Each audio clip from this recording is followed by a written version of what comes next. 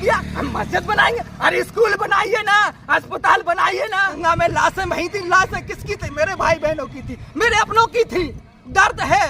अतिथि शिक्षकों को मुख्यमंत्री जी ने आदेश निकाला था कि इनको परमानेंट किया जाएगा, इनकी डबल की जाएगी, लेकिन एक एक अतिथि शिक्षक 4-4, 5-5 महीने से उनको सैलरी नहीं मिली। लोगों का रोजगार छीन रहे हैं। कितने लोग बेरोजगार घूम रहे हैं। भ्रष्टाचारी समाप्त कर देंगे, जेल में डाल देंगे। किसानों की आय दुगनी करेंगे। कब करेंगे? आप देखिए कितने किसानों ने आत्महत्या कर ली। गाय की दुर्दशा देखिए, आज तड़प तड़प कर मर रही हैं, भूखन प्यासन मर रही हैं। आज युवा पढ़े लिख करके बेरोजगार घूम रहा है, दर दर की ठोकरें खा रहा है, कहीं मजदूरी करने जा रहे हैं, पलायन करने बचेगा, क्योंकि वो सारे के सारे बीजेपी में चले जाएंगे, वो बिल्कुल पाक साफ हो जाएंगे।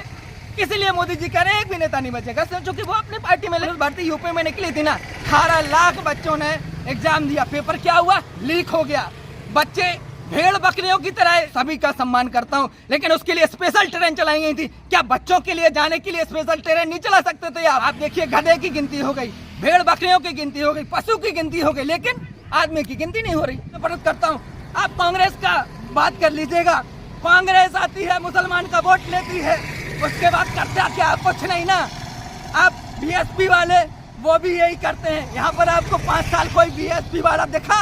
एक नेता दिखा? छोटे से लेके बड़ा तक दिखा? नहीं दिखा ना। सपा वाला कोई एक नेता दिखा? नहीं दिखा ना। मैं 5 साल मैंने किसानों के लिए सैकड़ों आवेदन दिए, मैंने युवाओं के लिए सैकड़ों आवेदन दिए, मैंने ओबीसी वर्ग के लिए सैकड़ों आवेदन दिए, हम वापसी के लिए बोला गया, लेकिन मैंने नहीं लिया, ना मैं लूंगा। मैं आपके साथ कल भी खड़ा था, मैं आपके साथ आज भी खड़ा हूँ। मेरा नाम मोहम्मद इमरान है और मैं खजुराहो लोकसभा से प्रत्याशी हूँ। मेरा चुनाव चिन्ह फूल गोभी है, जो तीसरे नंबर पे है। जैसे आपने बात करी, तो जो किसान हैं उन पर कोई बात नहीं कर रहा है, कोई रोजगार पर बात नहीं कर रहा है, कोई किसानों पर बात नहीं कर रहा है, कोई स्वास्थ्य पर बात नहीं कर रहा है, कोई शिक्षा पर बात नहीं कर रहा है।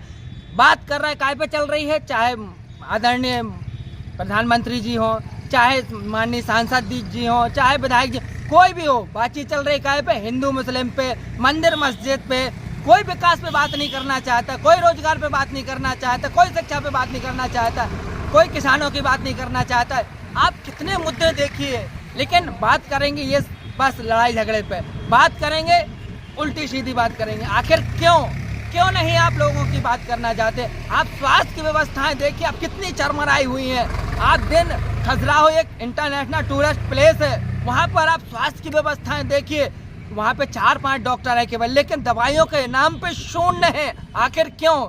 ना वहाँ पर कोई जांच की फैसिलिटी है, ना दवाइयों की फैसिलिटी है। अगर मरीज वहाँ पर जाता है, एक्सीडेंट वाला है अन्य, तो सीधा रेफर कर दिया जाता है छतरपुर। आखिर ऐसा क्यों? और छतरपुर में भी देखिए ना, आए दिन आप वहाँ की भर्राशाही की खबरें देख सकते हैं। किसी को स्ट्रेचर नहीं मिला, किसी को दवाई नहीं मिला, किसी को बेड नहीं मिला। आखिर क्यों? बिल्डिंग तो आपने करोड़ों की बना दी, लेकिन जब वहाँ पे अच्छी दवाई नहीं है, अच्छा स्वास्थ्य नहीं है, डॉक्टर नहीं, तो ऐसा क्यों? आखिर आप शिक्षा की देखिएगा, गाँव में एक स्कूल है 8वीं तक, 6वीं तक, 5वीं तक, लेकिन वहाँ पे पढ़ाने वाले टीचर 1 होंगे या 2 होंगे, और बच्चे 40, 50, 100 बच्चे। कैसे शिक्षा का सुधार होगा? इस पर कोई बात नहीं करना। तो चूंकि ये बेसिक है, शिक्षा अगर किसी को मिलेगी, बच्चे को मिलेगी, तो वो सवाल करेगा, और सवाल करेगा तो इसीलिए वो चाहते नहीं है अगर कोई अपने हक अधिकार मांगे, कोई नियम कायदे कानून जाने, लेकिन इस पर बात नहीं करेंगे। आप देखिए किसानों पर कोई बात नहीं करना चाहता।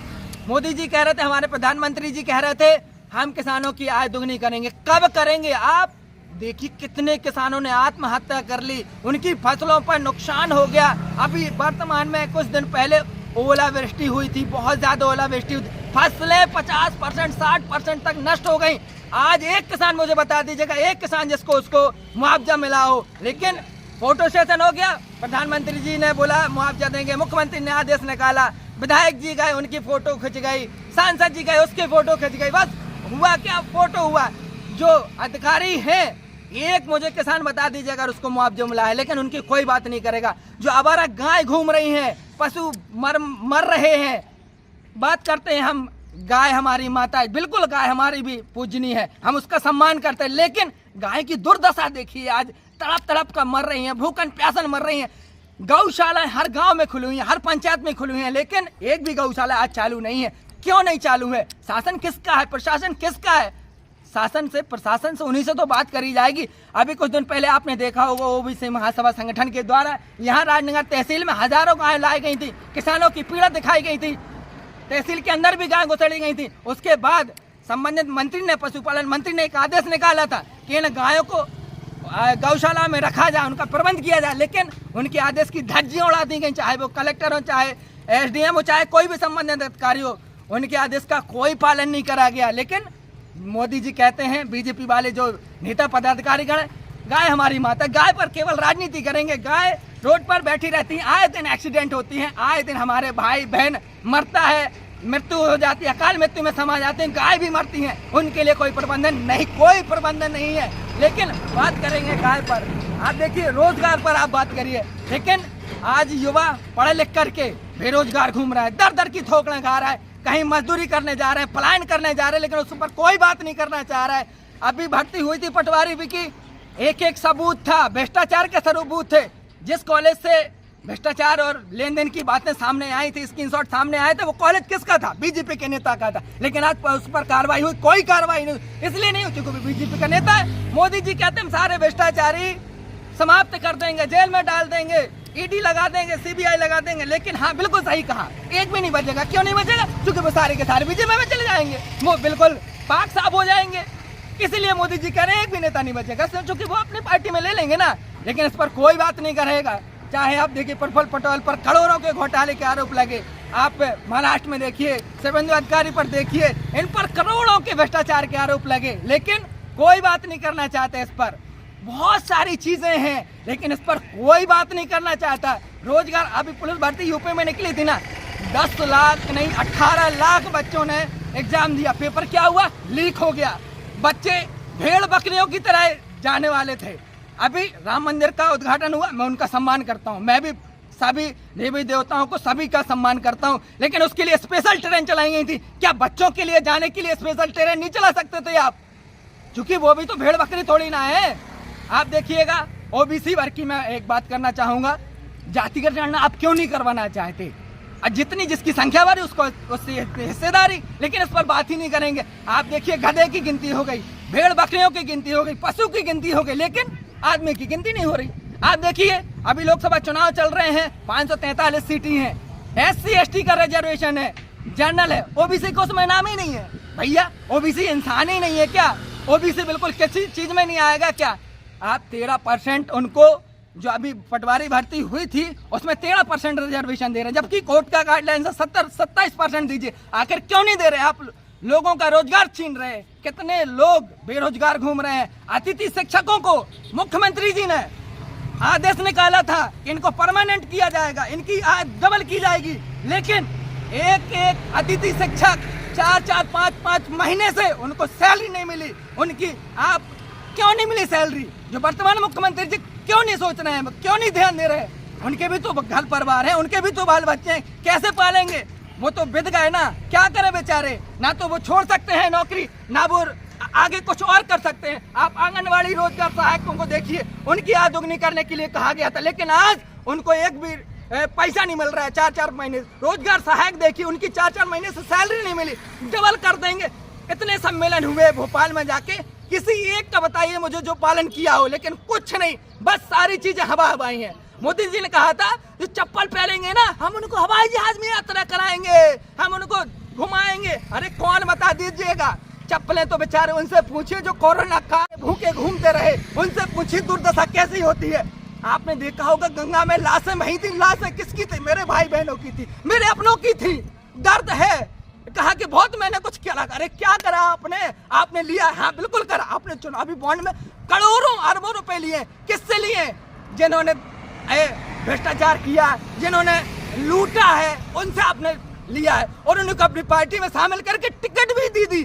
कितना करा आपने? किसानों, 700 किसान मरे थे दिल्ली में, उनका वो पहले कह रहे थे बहुत अच्छा कानून लेके आए हम, बहुत अच्छा कानून लेके आए हम, किसानों को बहुत आगे बढ़ाएंगे हम। क्या बढ़ाया तुमने? उसके बाद बोल दिया मैं क्षमा चाहता हूँ, समझा नहीं पाया मैं मेरे किसान भाइयों को। अरे तुम जब समझा नहीं पाए, तुमने पूछा क्यों नहीं उनसे? तुमने उनका सलाह मशवरा क्यों नहीं लिया? तुम पूछते, उसके बाद कानून लागू करते। अब एन मौके पर आप सीए लेके आए, आप एन मौके पर अन्य कानून लेके आए। क्यों? अब ये कानून आया था ड्राइवर भाइयों के लिए, आप देखिए उसमें उनको 7 लाख रुपए देने थे, प्लस उनको 3 साल की सजा थी। अगर ड्राइवर भाइयों के पास 7 लाख रुपए होते तो वो ड्राइवरी क्यों करते? वो क्यों अपने घर परिवार से, अपने बाल बच्चों से डाके हजारों किलोमीटर, सैकड़ों किलोमीटर दूर जाके गाड़ियां चलाते, पहाड़ियों में, मोड़ों में, एक्सीडेंटों में भूखे प्यासे क्यों रहते? लेकिन उनके ऊपर कोई बात नहीं करना चाहता। बात कौन करेगा? बस हिंदू मुसलमान। हमने मंदिर बना दिया, हम मस्जिद बनाएंगे। अरे स्कूल बनाइए ना, अस्पताल बनाइए ना, ये कोई नहीं बनाएगा। ना किसानों के लिए, ना युवाओं के लिए, कोई कुछ नहीं कहेगा। ऐसी इतनी चीजें आपको गिना दूं मैं कि ये जो कह रहे हैं ना खजुराहो लोकसभा में, आपने कौन सा स्टेडियम बनाया? जब बच्चों के लिए खेलने के लिए स्टेडियम नहीं होगा, जगह ही नहीं होगी, तो वो कहाँ से प्रदेश की लेवल की टीम में खेलेंगे? कहाँ से राज्य स्तरीय टीम में जाएंगे? बताइए ना आप मुझे, कहाँ पे क्या कुछ किया? बस हमने विकास करा, क्या करा? खजुराहो के टूरिस्ट वाले लोगों से पूछिए आप, कितने परेशान है बेचारे। एक हवाई जहाज आती है, जब नेता नगरी होने लगती है तो हवाई जहाज आने लगती है। उसके बाद बेचारे जो टूरिस्ट वाले हैं, जो दुकान खोले हुए हैं, एक एक ग्राहक के लिए, एक एक कस्टमर के लिए परेशान हो रहे हैं, लेकिन इस पर कोई बात नहीं करेगा। आप देखिए यहाँ पर जो स्कूलें हैं ना, बहुत परेशान। खजुराहो एक टूरिस्ट प्लेस है, यहाँ पर कौन सा बच्चों के लिए सरकारी कॉलेज है? कौन सा यहाँ पर एक कंपनी लगाई हुई है आपने जहाँ से रोजगार मिले, जहाँ से मजदूरी करने के लिए लोग, यहाँ से देखिए कितने लोग पलायन करने जाते हैं, दिल्ली जाते हैं, वहाँ पर कितने परेशान रहते हैं, लेकिन इस पर कोई बात नहीं करेगा। बात करेगा बस हिंदू और मुसलमान, बस हमने ये किया, वो किया, क्या किया, इस पर कोई बात नहीं करेगा। मैं चाहूँगा कि जो भी नेता है वो शिक्षा पर बात करें, वो स्वास्थ्य पर बात करें, वो किसानों की बात करें, वो युवाओं की बात करें, वो पढ़ाई लिखाई की बात करें। ये हमारा, तभी हमारा लोग बढ़ेंगे, युवा बढ़ेंगे, तभी हमारा देश समृद्धि होगा। मैं मोहम्मद इमरान, खजुराहो लोकसभा से मेरा फॉर्म डाला हुआ है और मेरा चुनाव चिन्ह 3 नंबर पर है, फूल गोभी निशान है। मैं तो लोगों से कहूँगा, आपने 5 साल भूल करी, अब भूल नहीं करना है। आपने जितनी भूलें करी सभी भूलों को सुधारिए और अब फूल गोभी को चुनाव चिन्ह पर बटन दबाइए और मुझे बहुत भारी मतों से विजय बनाइए। अगर मैं चुनकर आता हूं तो मैं आपको कसम दिलाता हूं कि जितने भी वादे होंगे मैं सारी के सारी युवाओं पर, जो शिक्षा रोजगार है उस पर बात काम करूंगा।